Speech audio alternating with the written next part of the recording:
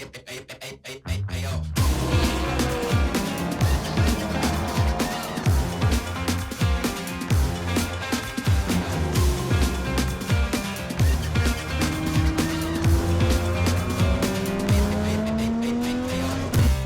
Richards here, driver of the Nissan Skyline HR31 GTR, Group A car, 1990 Touring Car Championship winner, and we're standing in front of the trio of Nissan GTRs from the 90s.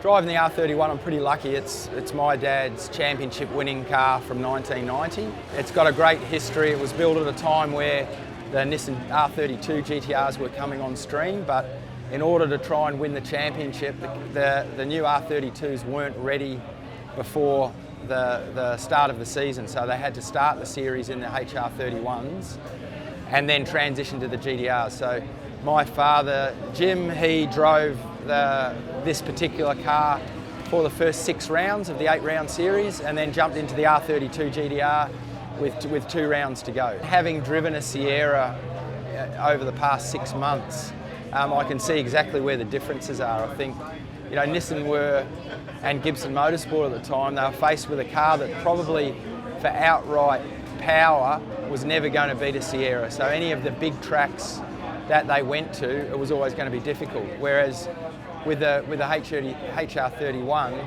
they had a car that was really, really well balanced, a little bit less power, but with less power makes better tyre life. So they had the same size rear tyre as a Sierra, and then they made the car handle unbelievably well and made the engine so tractable with how the turbo boost came on that on some tracks it was a Sierra beater.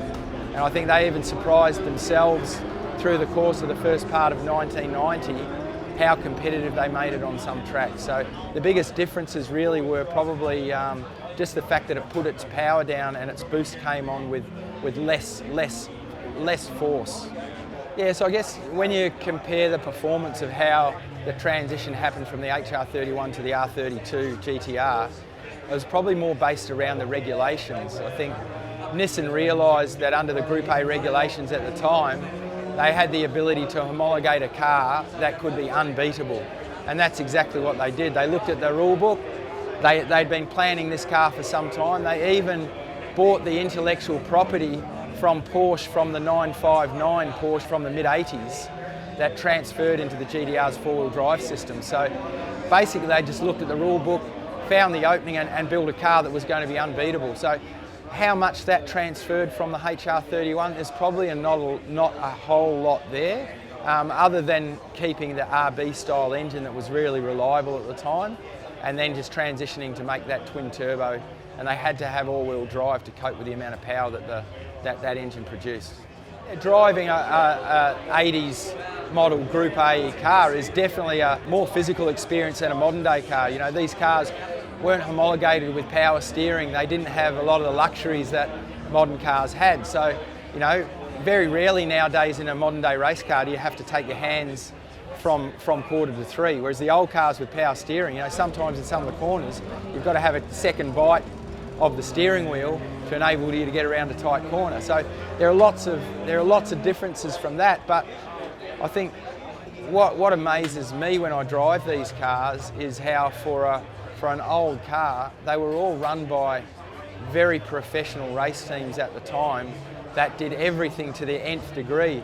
So everything about them, there's nothing road car really about in terms of the way that they perform and the way they drive. So even by today's standards, they're still an incredibly good race car to drive. And around this particular track here, it does everything right. You turn into the corner, you transition from the brake to the throttle, you get on the throttle and it drives off the corner. It's just a beautiful car to drive. Driving the HR31, to me, I can see exactly why they were such a good car, and probably some of the lessons that they learned transferring to the R32, the engine, those sorts of things. Clearly they learn a lot before transferring to the R32. Power delivery on a lot of these cars, probably because of the very raw style of engine management systems they had at the time. It was only really in the mid-80s that cars transferred from carburetors to injected engines. So it was at the very early stages of that technology, but it certainly gives you a kick in the backside when it comes on boost. It really, you don't have a lot of power at anything under about 6,000 RPM. As literally you could probably drive a 2 litre NA road car across an intersection faster than you would one of these cars. But when they come on boost, they give you a real rush. They really sit you back in the seat. So the R31 at the time was homologated with a RB20 2 litre 6-cylinder engine with a single turbo, intercooler as well, and 2-wheel drive running through a 9-inch wide rear tyre, transferring through a Hollinger 5-speed gearbox compared with the R32s that were homologated with 6 speeds. So you can change the diff ratios to suit whatever circuit you were going to, so that you get the main performance top gear speed by changing the diff ratio. They're a real little race car. Yeah, look, I'm very lucky that the particular Skyline HR31 that I drive has a lot of feeling for our family because of the success it had in the hands of Dad, Jim, at the time. So I feel really privileged, and it's an honour for me to sort of be the guy that gets to drive that regularly, and it's one of the best cars I've driven. I don't really have any trepidation when I get in to drive it. Look, we prepare the car as well for the owner, but no, it's just such a nice car to drive. You can drive. You don't have to drive it like in the day where you're out to try and qualify on pole, but you can certainly get a really good feel for it and drive it to its limit without taking any risks. So no, I feel quite comfortable, and I'm not going to do any damage.